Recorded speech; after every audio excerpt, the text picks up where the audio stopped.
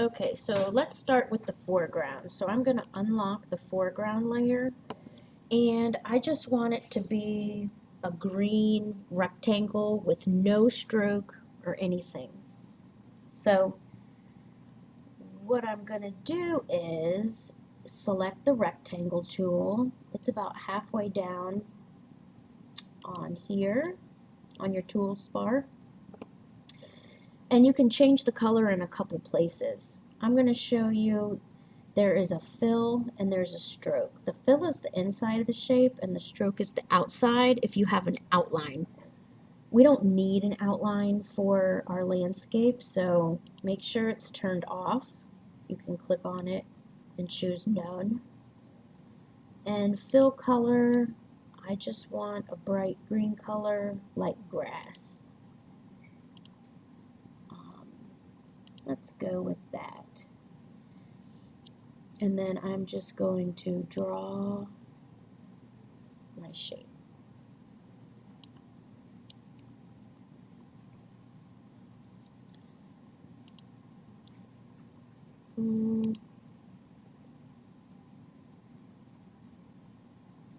That's more blue. And not real crazy about that. That's better. The cool thing is you can go back. Hardly ever is the ground like a complete straight line. If I hover my mouse over this shape, see how it turns to a curve? You can kind of make it a little uneven.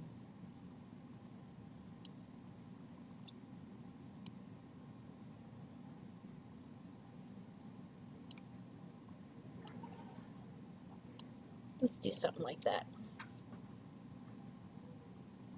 Okay, so I'm going to lock this and go on to my middle ground. On the middle ground, I'm going to put some hills. So I'm going to use, let's use this fluid brush tool. With the fluid brush tool, you have a couple more options than normal. Okay, so I'm going to choose a fill color. Well, we're going to be changing that anyways. Let me choose something a little bit darker for now so we can tell a difference between that and the foreground. You can change your brush size here. And you can also, which I like a lot because I do not have a steady hand, you can do curve smoothing.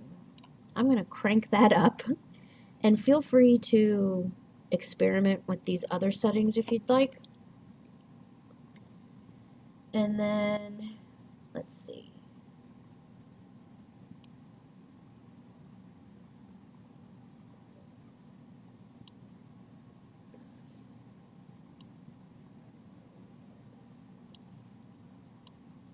And then I need this to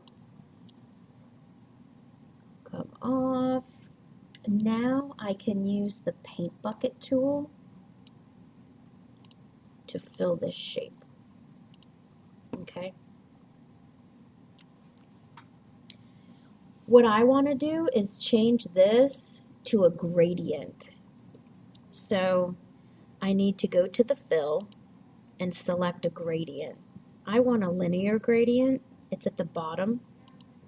The default is white to black. The way you change that is, and this is where people get confused, you need to look at the color panel. So if you can't find it, go to Window, Color. And then this pops up.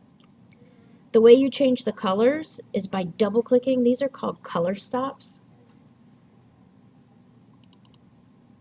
I'm going to choose, let's keep this dark green. And then this one, I want to be pretty light. Okay? So that's what we have. Obviously, it's going in the wrong direction, right? It should be lighter on the top of the hills. So the gradient transform tool is the best thing ever.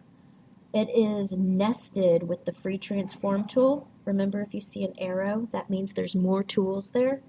I'm going to click and hold on the free transform tool to see the gradient transform tool. And when I click on my shape, you get this. So if I hover my mouse over this arrow, it kind of shrinks the gradient. I can rotate the gradient by clicking on this circle.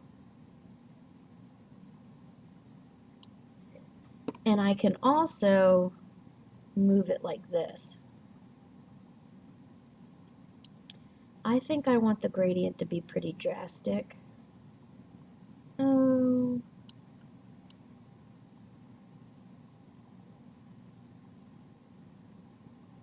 Things in the distance tend to be darker than in the foreground, so let's just go with that.